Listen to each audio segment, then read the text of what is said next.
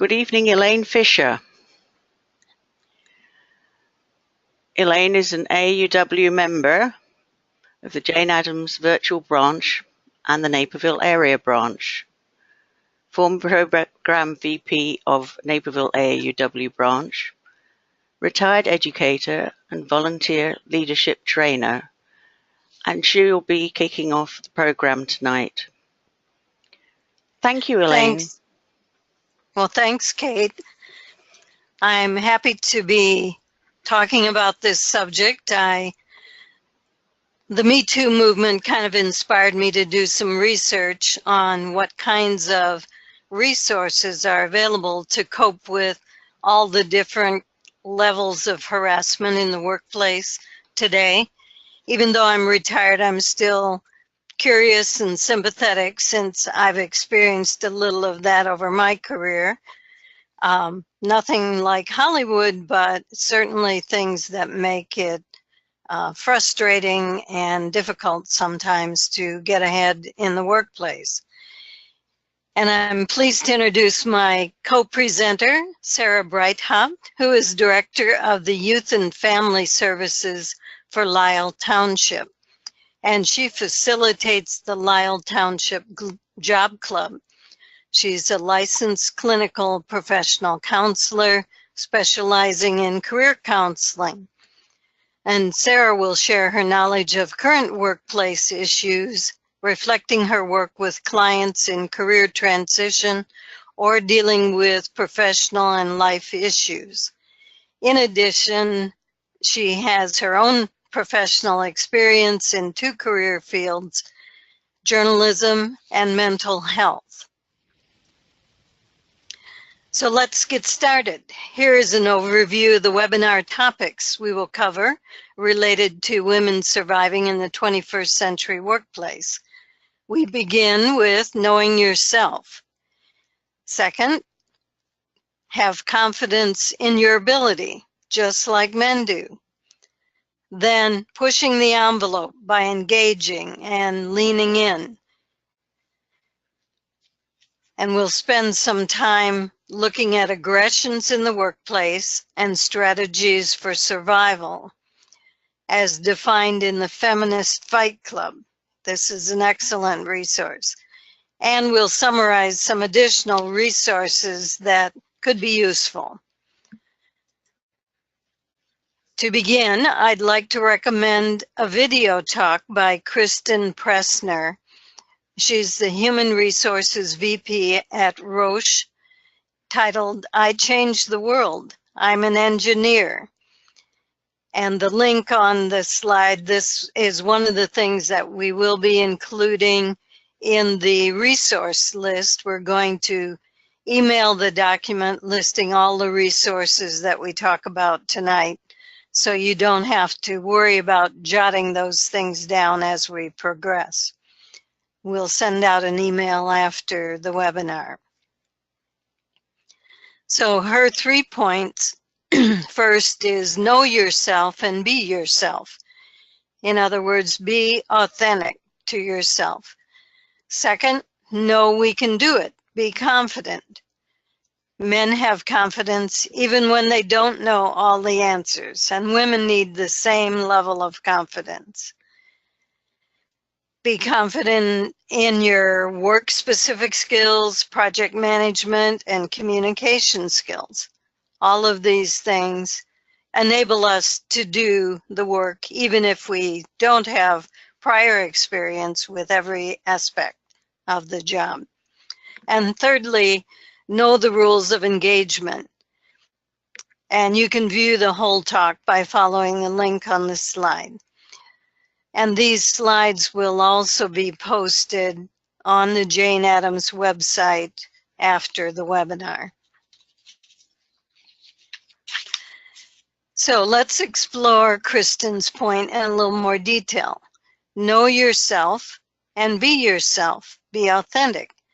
But don't try so hard to be what is expected.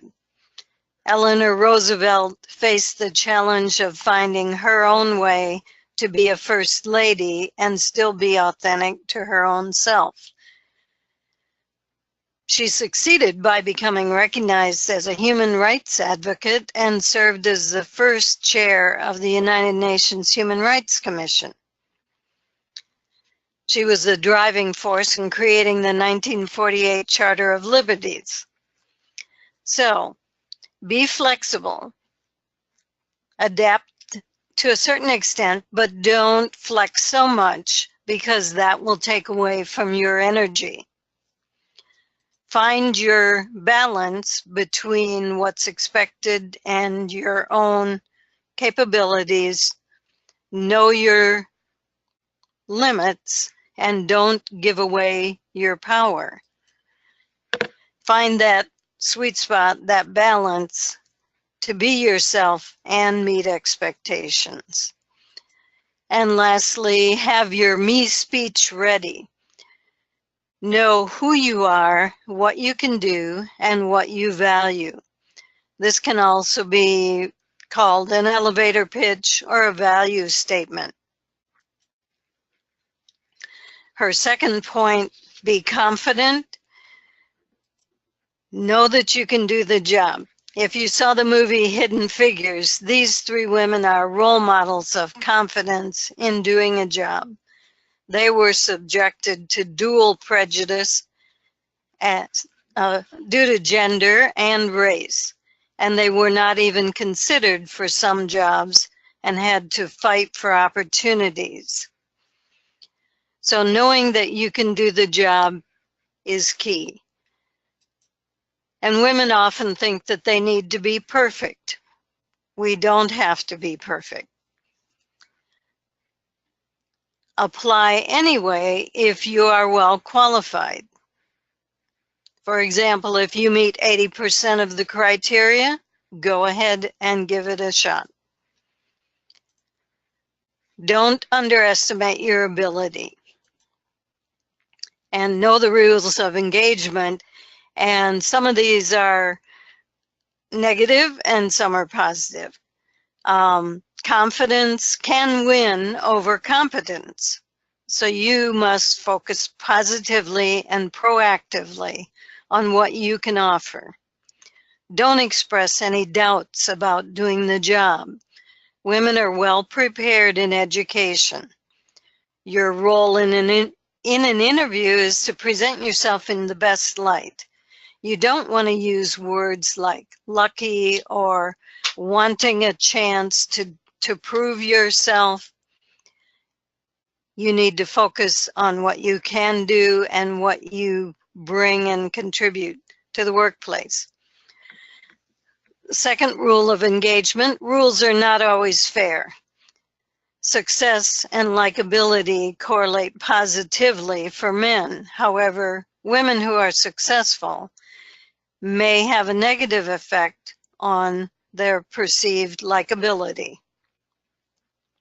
And the third rule, bias against women candidates does exist, and many times it is unconscious bias. For men, it's easy not to notice a tailwind that helps them. For women, we are pushing against a headwind based on our society's history. And thirdly, she encouraged women to be supportive. Support respect for women's skills and contributions in the workplace. When we hear comments that expose a bias, we need to speak up. If we're silent and make no comment, we've accepted it as standard okay behavior.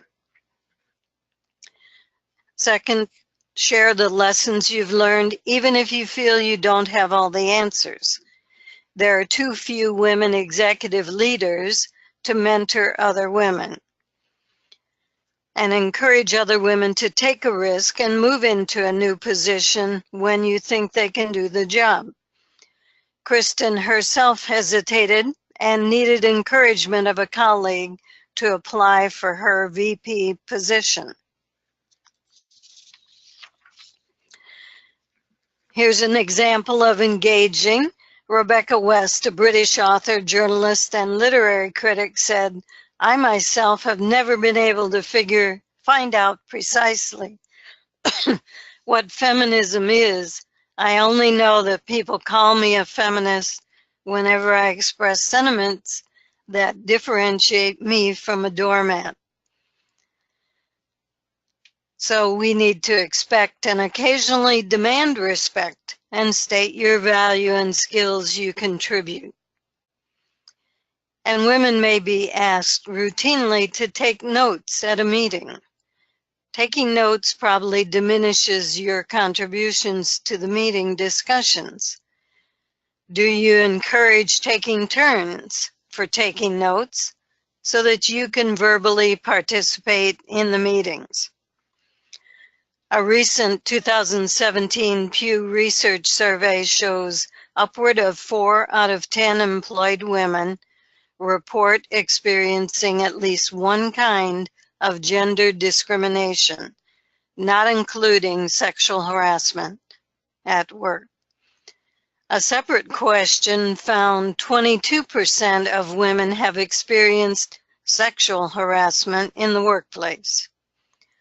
The findings are especially significant because the survey was conducted between July and August of 2017, months before all the reports in the news of sexual harassment and abuse.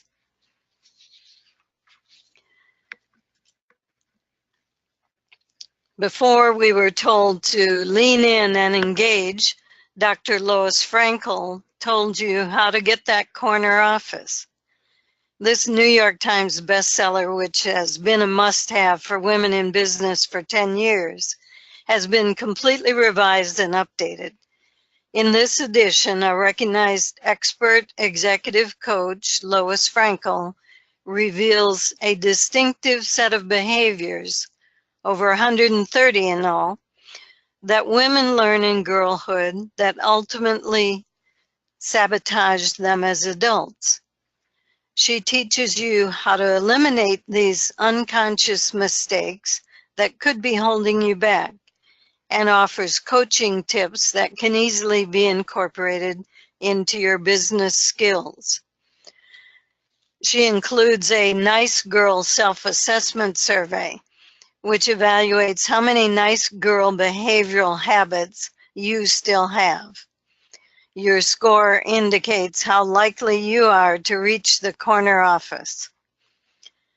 Here are some good practices that she suggests. And these are counter to the way most women behave.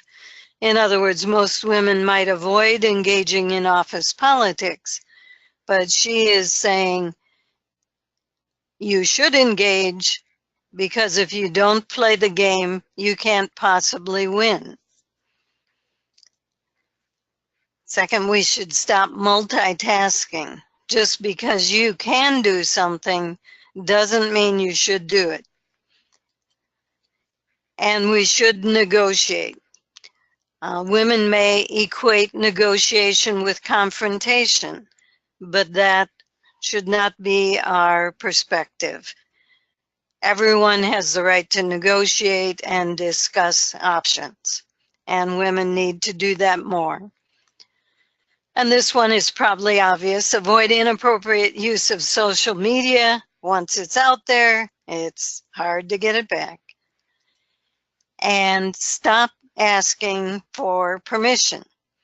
Children, not adults, ask for approval. Be direct and confident. Here's another resource on good practices, What Works for Women at Work. It's a comprehensive and insightful guide for mastering office politics, as a woman specifically. And this is authored by Joan Williams, one of the nation's experts on women in work, and her daughter, Rachel Dempsey. This book offers a multi-generational perspective into the realities of today's workplace. The simple fact is, office politics often benefit men over women. This book is based on interviews with 127 successful working women over half of them women of color. Distilling over 35 years of research, Williams and Dempsey offer 4 patterns that affect women. Prove it again, a descriptive bias that requires women to constantly demonstrate their competence over and over. The tightrope, a prescriptive bias that forces women to find a balance between the competing poles of masculinity and femininity, the too nice or too bossy conflict. The maternal wall, which pushes working mothers to be at home rather than in the workplace. It's that constant struggle between the two demands for women. And the tug of war, which compels women to defend their own coping strategies, and sometimes they condemn those of others. So this upbeat, pragmatic book is full of good advice. And now I'd like to turn the presentation over to Sarah to talk about the Feminist Fight Club. This is an actual club. Yes, thanks, Elaine. So the Feminist Fight Club book offers many survival strategies.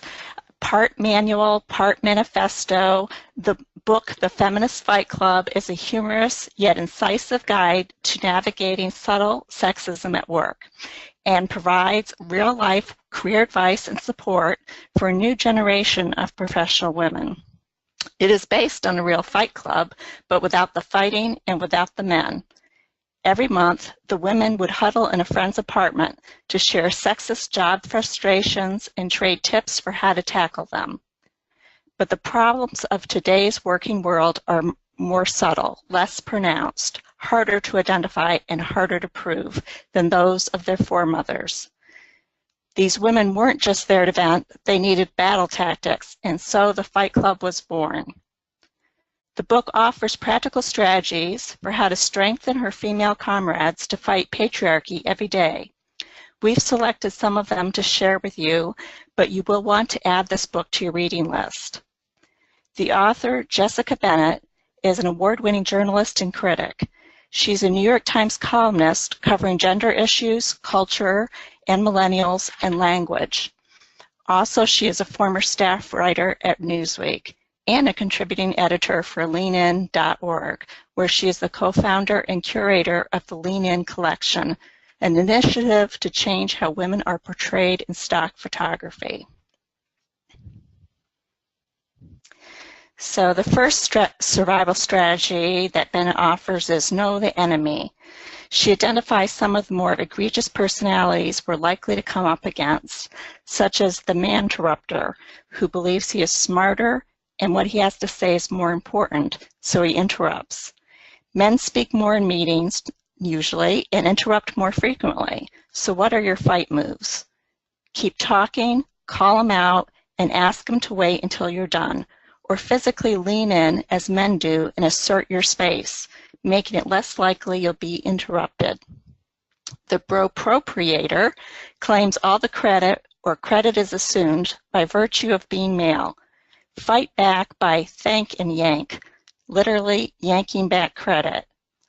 You might say, thanks for picking up on my idea, or yes, that's exactly the point I was making. The stenographer treats you like you're the secretary, even when it's clear that you're not.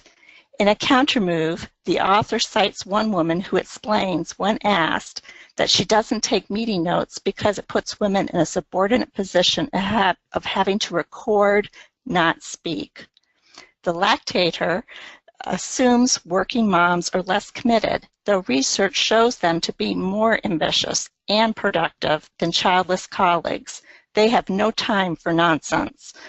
To drive the point home, lay out your career goals to management, particularly post-maternity leave, and fly under the radar if necessary, leaving for a, quote, doctor's appointment or, quote, off-site meeting rather than indicating it's something child-related. Next, the author talks about sabotage.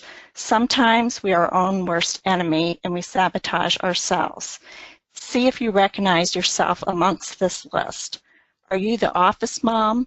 You organize holiday parties and lunch orders and circulate birthday cards. While you may not mind, does it benefit you professionally as well as stretch you thin? Fight moves include ducking those motherly tasks, delegating, or setting up a rotation system. Remember, if you act like a volunteer, you'll be treated like one. And take credit where credit is due. Don't undermine your competence by being a credit defaulter, attributing your success to help from others or luck. Through the centuries, we've been taught to be modest while others deny women their due for accomplishments. Simply say thank you the next time you're complimented, and don't say it's no big deal. The contortionist makes herself small by wrapping her legs into a pretzel and huddling under a pashmina when cold. Do men do this? No. Instead, woman spread instead of man spread. Take up space, spread out, sit up tall, and convey authority through body language. 93% of what we convey to others is nonverbal. It's true that it's not what you say, but how you say it. Failure is not an option for the perfectionist who sets impossibly unattainable goals for herself. Beware this setup, and it is a setup. You'll be headed for a fall. While self-criticism comes naturally, instead celebrate your victories. Recognize progress by setting incremental goals and ask for help. The next survival strategy is to be aware of booby traps. Being the boss as a woman means dodging traps, stereotypes, and hidden bias that are likely to pop up as obstacles in our way. While most Americans say they prefer male bosses, most have never even worked for a female boss. So how would they know? Contrary to popular opinion, it's not true that female bosses are harder on other women, even if employees are harder on them. It's time to give up the bossy boss stereotype and give them the benefit of the doubt. As a boss, combining warmth and humor with ambition will chip away ice-cold, bitchy stereotypes. Conversely, women considered too nice or not taken seriously either, without any regard for their actual competence. Nice does not equate to pushover, but can be used to advantage by cloaking demands and sweetness, but still giving orders. It's time to stop defining leadership and professionals in male terms and by looks. Guess what? You do look like an engineer, even if you are not part of the male majority. Ignore them and keep talking. They'll soon hear that you sound like an engineer.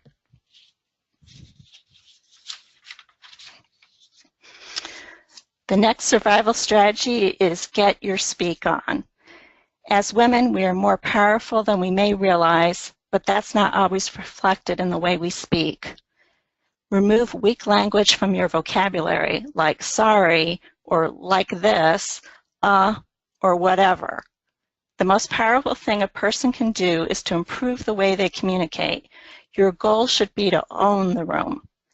Do not upspeak, making your statements sound like questions or that you're not sure of what you're saying, kind of like that. The phrase, I feel, may soften a negative statement for the recipient. However, many times it is not necessary and takes away from your professional public image. And sexy baby talk, only Kim Kardashian can use this type of speaking to her advantage. Avoid this and using emojis in business communication. Survival strategy, WWJD, and it's not what you think. So you've probably heard of what would Jesus do, or WWJD. Well, the author found it helpful to emulate her colleague Josh, who carried himself with confidence and always got what he wanted. When in a jam, she would think, what would Josh do, or WWJD? For those of us who don't know Josh, here are some tips. Sound sure even when you're not. Use your skills to gain knowledge needed in a new role. Be your own hype woman. You will make it. Keep cool and just say no if you don't see a benefit to you. Of course, your boss would be an exception, but don't automatically say yes to every request. Use a stopwatch if necessary to safeguard your time. When you get a no response, go to your desk, your drawing board, your couch, or the handicap stall in the restroom to think and reframe your request until you succeed. Don't take it personally. If you would like hotel expense or travel expense covered when doing an extra project, ask for it. The worst that can happen is that they'll say no. However, they probably will say yes. And lastly, keep positive and assume the best. Don't worry and spend time researching or planning for something that hasn't happened. Be positive about your future possibilities, even if something negative happens. The author, Jessica Bennett, is on a mission to reform today's workplace and to fight the patriarchy, and this manifesto just might be the weapon modern women need. I hope you will look for this resource since we could not cover everything in such a short time. There's so much more in the book. One practical resource you may want to check out is a negotiation cheat sheet in the book. Back to you, Elaine.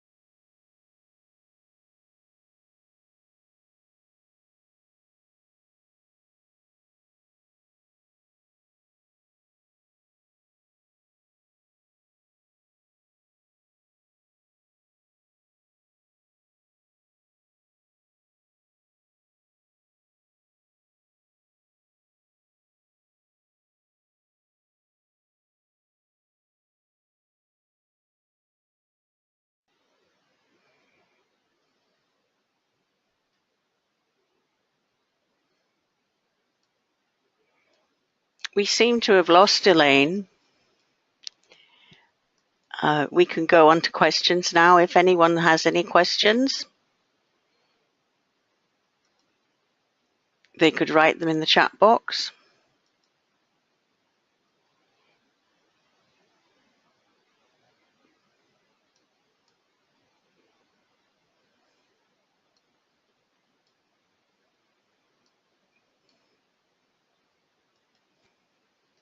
Kate, can you hear me now? Yes, I can hear you now. Okay. The previous slide was about working women, and this has a lot of valuable resources and tips. Emotional intelligence is the one that caught my eye when I went to this site. And another online resource is professional societies. This is the Society of Women Engineers, and they provide public policy initiatives, information to their members. They also have a career center and an online recruiting center. They have valuable information like questions and answers about Title IX that all engineers should know. So especially for women in STEM careers, this would be something to look at. And then there are also Facebook groups. I found quite a few related to public media and women serving in leadership roles. And the journalists of color in public media and the Latinas in journalism, those are private groups that you can join, and they provide space for professionals to discuss their issues of mutual concern with each other in a private forum. AAUW has done research that focuses on the pay gap, that women are typically paid 80% of what men are paid, and women of color and Latinas earn even less. And women typically have breaks in employment due to family roles. And as we mentioned earlier, women may not negotiate when they receive their initial job offer. So all of this compounds over the career of a working woman. And so salary negotiation training has become a priority for AAUW. And I've provided the link to find these workshops that are offered nationwide. And also on the screen, we have one of these workshops that our branch is sponsoring March 22nd from 6:30 to 9:15 p.m. At the Naperville NIU campus. And we'll be promoting that starting tomorrow on our branch website, the Naperville branch website. Also, you can do research online related to salary and even related to a specific region of the country. So this is something that you should do so you have the facts before you negotiate accepting any position, whether it's an advancement or whether it's an initial job at a particular company. And of course, most of you have probably heard about Lean In, written by Sheryl Sandberg, or her TED Talk. The book continues the themes that were in her TED Talk and focuses on changing the conversation from what women can't do to what they can do. One criticism of this book is that it does focus exclusively on women in the executive level.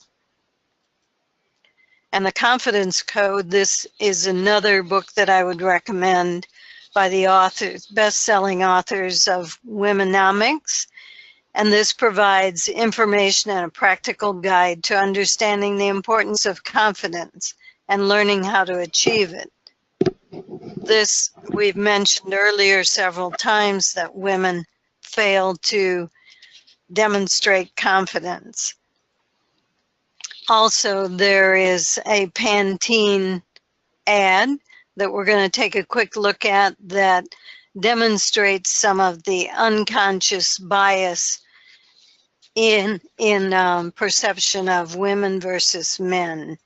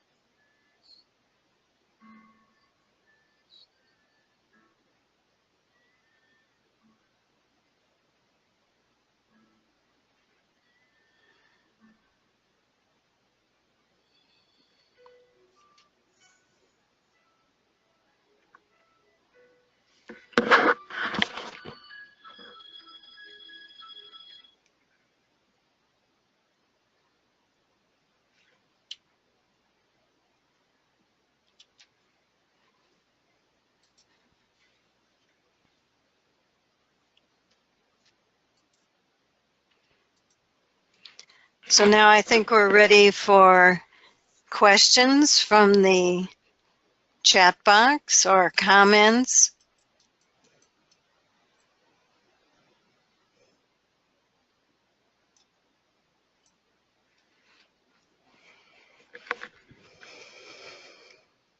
Sarah, I don't know whether you want to share any examples of current workplace discrimination that you've talked with clients about or people have shared at the job club. Sometimes when we report harassment or perceived discrimination, we might lose our job or we're not considered for promotions. And so we're just standing still in our current job and we're not too happy. Right.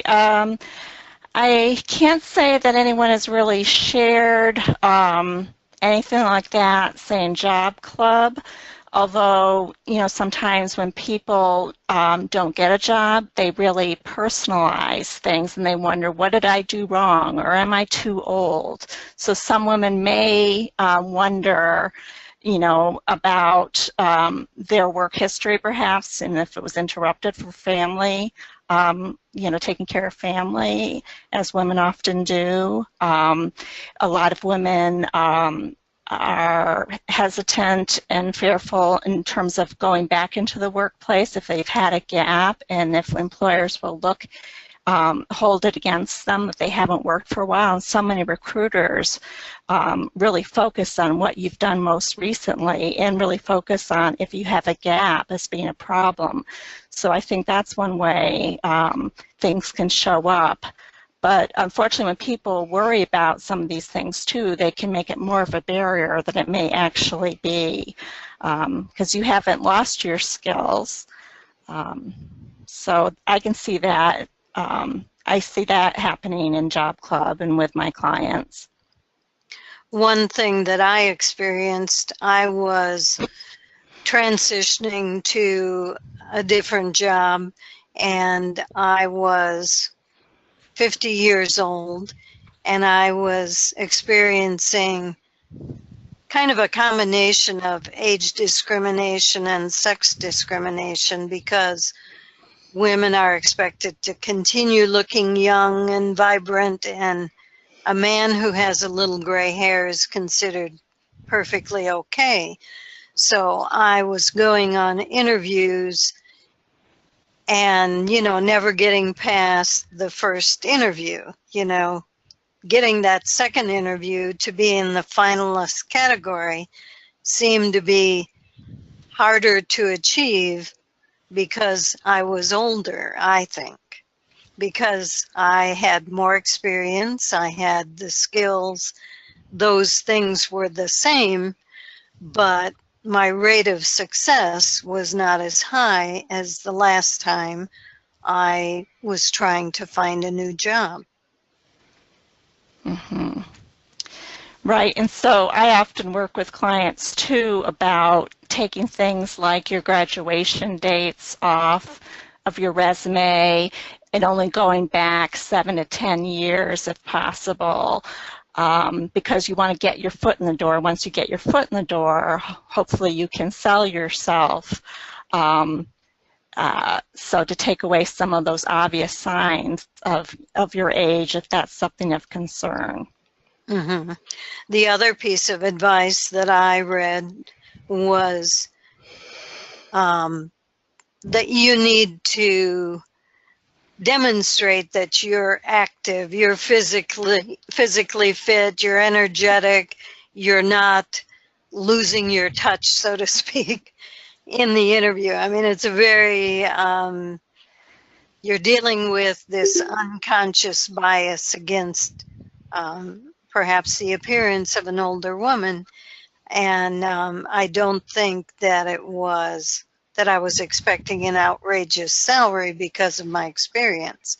I think it was reflecting, you know, that initial perception and kind of basing things, because I had done the things that you're talking about to my resume, I had only put down recent education and, you know, with dates, and the prior degrees were kind of in the background, and work history the same. So I think that that is something that women are more subjected to than men, just to get that job offer.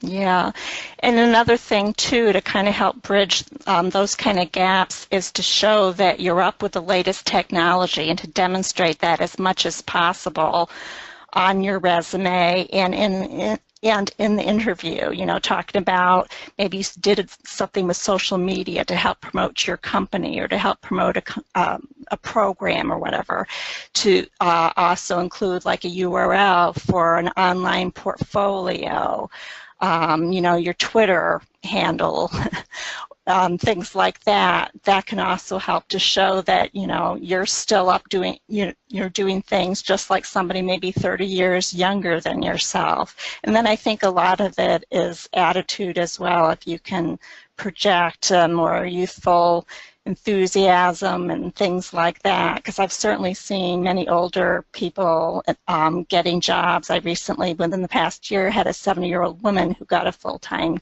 job in the travel industry, and the travel industry is very difficult for anybody to get into these days as well. Right.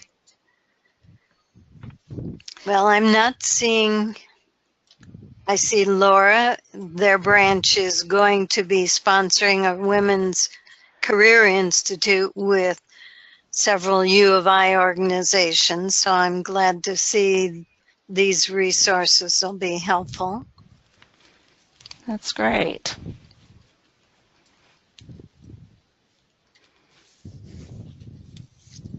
You know, one thing I hope that's coming out of this Me Too movement and everything that's happening in the current climate is women feeling more empowered to speak up, as well as workplaces are looking at, are they providing equal opportunities, and they're reworking their sexual harassment policies and things like that. So I feel like I'm seeing some good strides that way, but I know that things don't change overnight as well.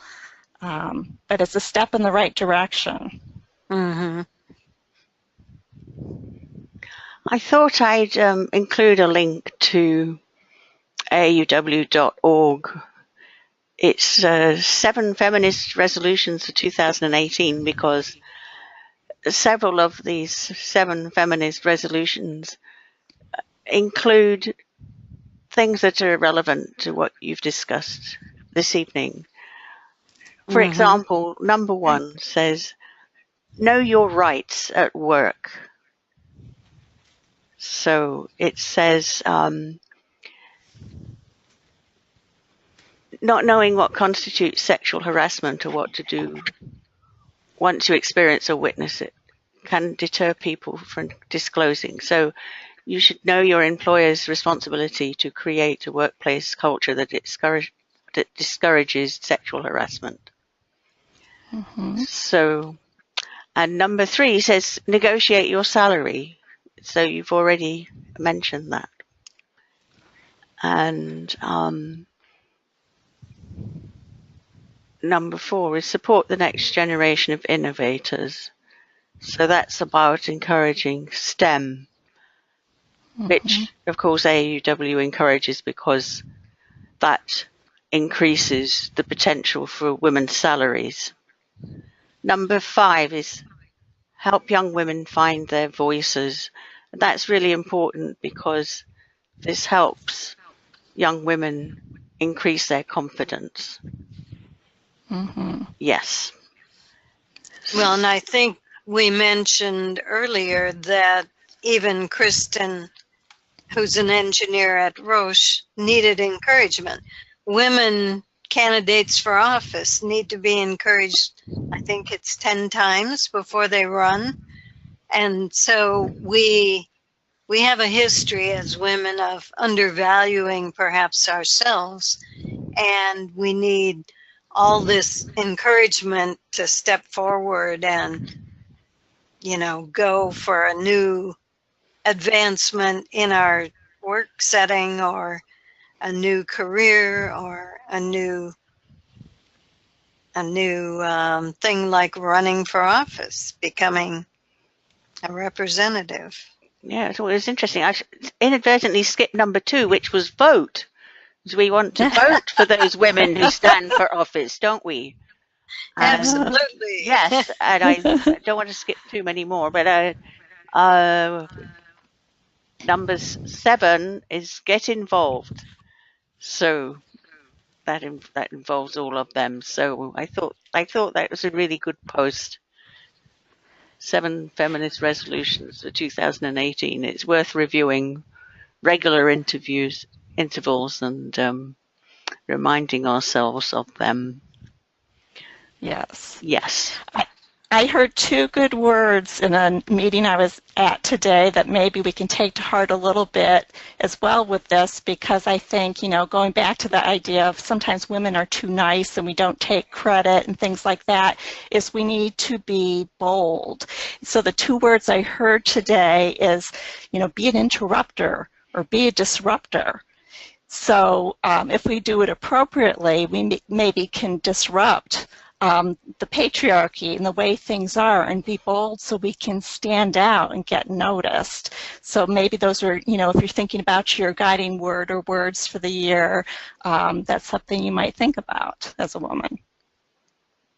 And I would say when we speak out, we're probably improving the situation by suggesting alternatives. Yes, I agree. I'd like to see 50% or more of Congress be women. That would be great.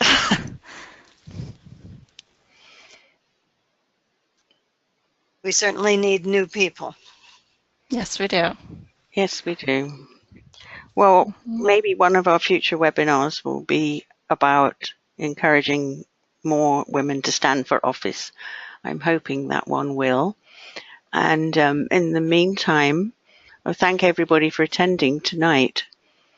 And